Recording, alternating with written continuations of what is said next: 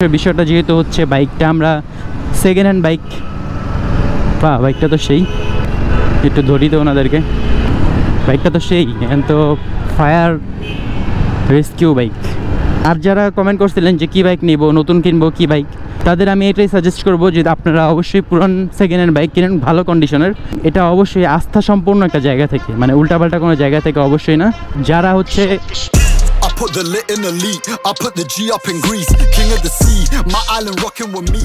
I never... Hey everyone, this is Idrul Islam Lam and welcome to my YouTube channel DI Lam Vlogs.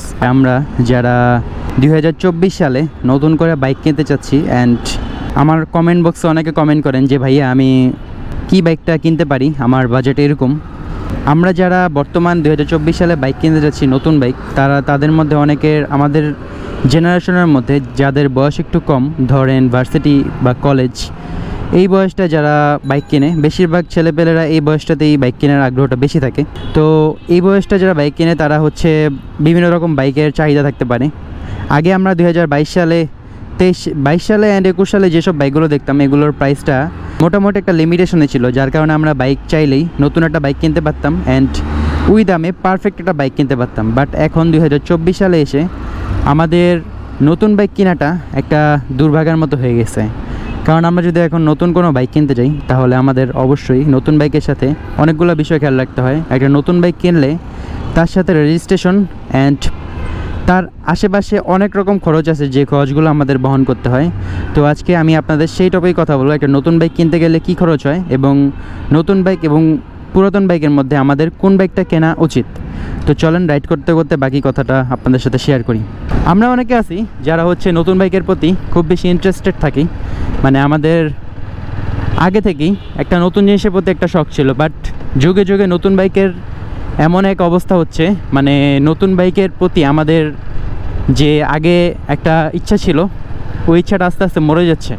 কারণ আমাদের বর্তমানে যে বাইকগুলো নতুন আসতেছে, এই বাইকগুলোর মধ্যে আমরা ইন্ডিয়াতে সাপোজ ধরেন একটা যে কোনো বাইকের প্রাইস আর বাংলাদেশের প্রাইস, এটা আকাশ পাতাল তফাৎ হয়ে যায়। মানে আপনি যদি ইন্ডিয়াতে একটা বাইক কিনতে যান, ধরেন আপনি অ্যাপাচি 4V বাইকটা ইন্ডিয়াতে কিনতে যাবেন, এই মডেলটা আপনি কিনতে গেলে অবশ্যই আপনার ওইখানে 1.5 লক্ষ থেকে 1.5 লক্ষ রুপি থেকে 1,70,000 রুপির ভিতরে আপনি বাইকটা কিনতে পারবেন। বাট বাংলাদেশে আপনি এটা লেটেস্ট মডেল যে বাইকটা, এই বাইকটা আপনার কিনতে গেলে, যেটা FI, ওই বাইকটার মধ্যে আপনার গনে গনে প্রায় 3 লক্ষ টাকার মতো আপনার মোটামুটি খরচ হয়ে যাবে। যেটা আগে আমরা যে টাকাটা দিয়ে মানে মোটামুটি ভালো সেগমেন্টের একটা বাইক কিনতে পারতাম, এখন বর্তমানে এই টাকা দিয়ে আমাদের মিড রেঞ্জের বাইকগুলো কিনতে হয়। আর যে টাকা দিয়ে আমরা মোটামুটি একটা স্পোর্টস ক্যাটাগরির একটা বাইক কিনতে পারতাম, সে টাকা দিয়ে আমাদের এখন নেকেড স্পোর্টস বাইক কিনতে হচ্ছে, তাও আবার এই মোটামুটি এই সেগমেন্টের বাইকগুলোতে। তাহলে আপনারা এসে ভাবেন যে যুগের সাথে কী পরিমাণ এই জিনিসগুলোর দাম অ্যান্ড প্রত্যেকটা জিনিস বাড়তেছে। তো এগুলো ভাবলে আপনারা বুঝতে পারবেন যে বিষয়গুলো কতটা খারাপ হচ্ছে আমাদের সাথে। এখন কথা বলবো যে যারা আমরা 2024 সালে এই বাইকগুলো নতুন কিছু বাইক কিনতে যাচ্ছি, যেমন হচ্ছে জিক্সার হইতে পারে, 4V হইতে পারে, MT হইতে পারে, বিভিন্ন সেগমেন্টের বাইক মানুষের পছন্দ আছে অ্যান্ড যার যেটা পছন্দ আর কি, সে বিষয়ে আমি বলতেছি। তো দেখেন, আগে একটা জিক্সার কিনতে আমাদের খরচ হতো 2,40,000-এর ভিতরে। তো ওই বাইকটা বর্তমানে 2,70,000-80 বা 3 লক্ষ টাকা লাগে, এর সাথে আরও রেজিস্ট্রেশন খরচ আছে অ্যান্ড এই আর কি, মানে হালকা পাতলা আর বাকি যা আপনার লাগে সেটা তো লাগলোই। তো আপনি এটা চিন্তা করেন, যেখানে আপনি আগে 2.5 লক্ষ টাকায় বাইকটা পাইতেন, ধরলাম 2.5 লক্ষ টাকায়, সেখানে এখন 2.5 লক্ষ টাকার জায়গায় এখন 3 লক্ষ টাকা আপনার গুনতে হইতেছে। তার সাথে আপনার রেজিস্ট্রেশন আছে অ্যান্ড আরও টুকিটাকি খরচ তো আছেই, যেগুলা ভিডিওতে আর বলতেছি না। তো আশা করি বুঝতেছেন আমি কি বলতেছি। এখন আসি আমরা পুরাতন বাইকের ক্ষেত্রে। এখন যারা হচ্ছে একটু স্মার্টলি কাজ করতেছে, তারা হচ্ছে সেকেন্ড হ্যান্ড কিছু বাইক নিতেছে অ্যান্ড ওটা ইউজ করতেছে অ্যান্ড ওটা ইউজ করে মানে মন মতো একটা প্রাইসে বিক্রি করতে পারতেছে। কারণ নতুন বাইকের থেকে পুরাতন বাইকের চাহিদা আস্তে আস্তে বাড়তেছে।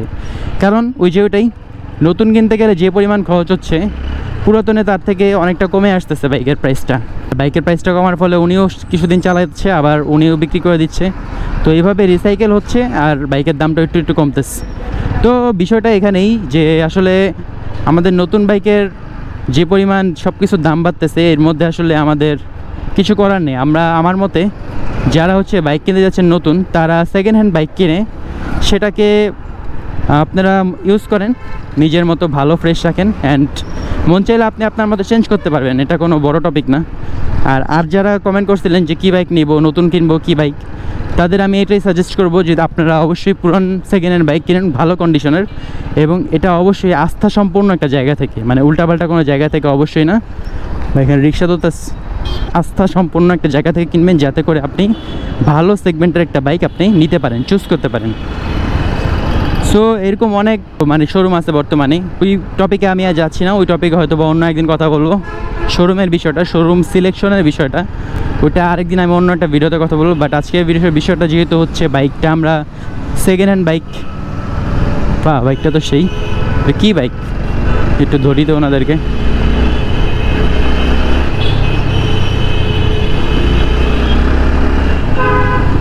বাইকটা তো সেই এখন তো ফায়ার রেস্কিউ বাইক, বাহ সেই লাগতেছে। আচ্ছা যাক, আমরা যেটা বলতেছিলাম যে হচ্ছে আমরা যদি সেকেন্ড হ্যান্ড বাইক কিনি, তাকে যারা প্রশ্ন করছিলেন যে বাইক কিনলে সাথে আর কি খরচ, ভাই বাইক কিনলে সাথে কোনো খরচ নেই। আপনার যদি আগে থেকে বাইক থাকে তাহলে এর সাথে ম্যান্ডেটরি আপনার যাবতীয় অনেক কিছু থাকতে পারে, যেমন এর মধ্যে হচ্ছে আপনার লক থাকবে, অ্যান্ড হেলমেট আবিজাবিগুলো তো থাকেই। হেলমেট অবশ্যই ম্যান্ডেটরি, এটা বাইক কিনের নতুন অথবা পুরান ভালো কোয়ালিটির হেলমেট অবশ্যই আপনারা সাথে রাখবেন, যাতে করে আপনাদের সেফটির একটা বিষয় আছে। সেফটি ফার্স্ট ভাই, সেফটি নিয়ে কোনো রকম কখনো কম্প্রোমাইজ করবেন না, এটা অবশ্যই আপনারা ফার্স্ট রাখবেন। ভালো হেলমেট অবশ্যই রাখবেন, অ্যান্ড গিয়ার্স তো রাখা ম্যান্ডেটরি, ওটা রাখতেই হবে। তো এটা হচ্ছে মূলত বিষয় আর কি। মানে আপনারা যদি বাইক কিনতে চান তাহলে আমার মতে সেকেন্ড হ্যান্ড বাইক বর্তমান বাজারের জন্য সবচেয়ে ভ্যালুয়েবল অ্যান্ড সবচেয়ে বেশি বেটার হয়, কারণ সেকেন্ড হ্যান্ড বাইক আপনি চাইলেই আপনি সেল করতে পারতেছেন, অ্যান্ড ভালো একটা মূল্যে আপনি সেল করতে পারতেছেন, অ্যান্ড আপনার লসের পরিমাণটাও কিন্তু অনেকটা কম। আর যদি নতুন বাইক কেনেন তাহলে সেটা বিক্রি করতে যদি আপনি চান, অবশ্যই আপনার কিন্তু মোটা অঙ্কের একটা খরচ আপনার হয়ে যাবে, কারণ আপনি নতুন বাইকটা আপনি ওইভাবে কোনো দিন সেল করতে পারবেন না। আর যদি সেল করেনও, আপনি ধরেন বাইকটা মোটামুটি ভালোই ফ্রেশ রাখলেন, তাও আপনার দেখা যাবে যে ওই বাইকটা সেল করতে আপনার মোটামুটি দম বেরিয়ে যাবে। সো মানে এই তো ছিল, মানে মোটামুটি আই থিঙ্ক বুঝাইতে পারছি। আরেকটা খেয়াল করেন, নতুন বাইকের মধ্যে আমাদের অনেক কিছু মেনটেনেন্স করতে হয়। যেমন নতুন বাইকের মধ্যে আমরা যখন নতুন ইঞ্জিন অয়েল ড্রেন দিই 3-4টা, তারপরে বাইকের এয়ার ফিল্টার আবিজাবি অনেক কিছু চেঞ্জ করা লাগে, যেগুলো পুরান বাইকের মধ্যে হয় না, কারণ পুরান বাইকের মধ্যে অলরেডি ওই জিনিসটা একজন করে ফেলছে অলরেডি, অ্যান্ড ওই মাধ্যমে ওই বাইকটা ফ্রেশ অ্যান্ড পারফেক্ট হয়ে আছে। সো আপনার ওই রকম কোনো চিন্তা নেই যে আপনার বাইকটাকে আবার নতুন করে শুরু করতে হবে, অ্যান্ড বাইকের ইঞ্জিন প্রত্যেকটা জিনিস ওটা ফ্রি থাকে, যার কারণে আপনার বাইকটাকে নতুন করে এটাকে একদম চেকিং পিরিয়ড মানতে হবে না, অ্যান্ড আপনার সুন্দরভাবে বাইকটা আপনি নতুনের মতো ইউজড বাইকের মতো আপনি চালাতে পারবেন। হ্যাঁ, পুরাতন বাইকের ক্ষেত্রে কিছু বিষয় আছে, যেমন কিছু ম্যান্ডেটরি বিষয় যেগুলো দেখে নিতে হয় অবশ্যই। মধ্যে বাইকটার কন্ডিশনটা আপনি বুঝে নিতে হবে, ইঞ্জিনটা বুঝে নিতে হবে, আপনার চাকা দেখতে হবে। এই বিষয়ে অনেক ভিডিও আমি আমার ইউটিউব অ্যান্ড ফেসবুক পেজের মধ্যে আমি অলরেডি আপলোড দিয়ে রাখছি, যেখান থেকে আপনারা দেখতে পারবেন যে পুরাতন বাইক কেনার সময় আপনারা কী বিষয় লক্ষ্য রাখবেন অ্যান্ড কী বিষয় দেখে আপনারা বাইকটা কিনবেন।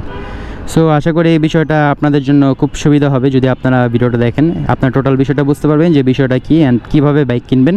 আর আমার কাছে যারা প্রশ্ন করছেন যে আমি কি নতুন বাইক কিনবো অথবা পুরাতন বাইক কিনবো, তাদের আমি এটাই সাজেস্ট করবো যে আপনারা অবশ্যই পুরাতন বাইক কিনেন, অবশ্যই ভালো মার্কেট থেকে, ভালো জায়গা থেকে, যেটা আপনি ভালো একটা জায়গা থেকে কিনতে পারবেন, আস্থাযুক্ত একটা জায়গা থেকে কিনতে পারবেন। অবশ্যই উল্টাপাল্টা কোনো জায়গা থেকে না, যেখান থেকে আপনি ঠকলে পরে আপনি এটা মনে হতে পারে যে লাম ভাই যেটা বলছে হয়তো বা উনি ওর ভুল বলছে, এটা সঠিক বলেনি। এখন আমি এটা এই জন্যই বারবার বলতেছি যে ভালো করে দেখে কিনবেন, যাতে করে আপনাদের আমার ওপর কোনো দোষ না আসে, অ্যান্ড আপনাদের একটা টোটাল আস্থা সম্পূর্ণ একটা জায়গা থেকে আপনি জিনিসটা কিনবেন। সো এই তো ছিল মূলত শর্ট একটা ভিডিও, যে শর্ট ভিডিওর মধ্যে আমি আপনাদের এটা বোঝানোর চেষ্টা করছি, অ্যান্ড আপনাদের কমেন্টের রিপ্লাইটা দেওয়ার চেষ্টা করছি, কারণ অনেক সময় কমেন্টে রিপ্লাই দেওয়া পসিবল হয় না এত মানুষকে একসাথে, ভিডিওর মাধ্যমে করাটাই বেটার। সো আমি ভিডিওর মাধ্যমে আপনাদের রিপ্লাই দিলাম। তো আজকে ভিডিওটা এই পর্যন্ত থাক, হোপ রাখতেছি ভিডিওটা ভালো লাগছে। আর যদি আমার এই ভিডিওটা ভালো লেগে থাকে আর কোনো ইনফরমেশন গেইন করে থাকেন, তাহলে অবশ্যই DI লাম ব্লগস চ্যানেল সাবস্ক্রাইব করে হয়ে যাবেন আমাদের ফ্যামিলি মেম্বার। তাহলে দেখা হচ্ছে আবারও পরবর্তী নতুন কোনো ভিডিওতে। তো এর মধ্যে টেক কেয়ার, আল্লাহ হাফেজ। I put the lit in the leak, I put the G up in Greece, king of the sea, my island rocking with me.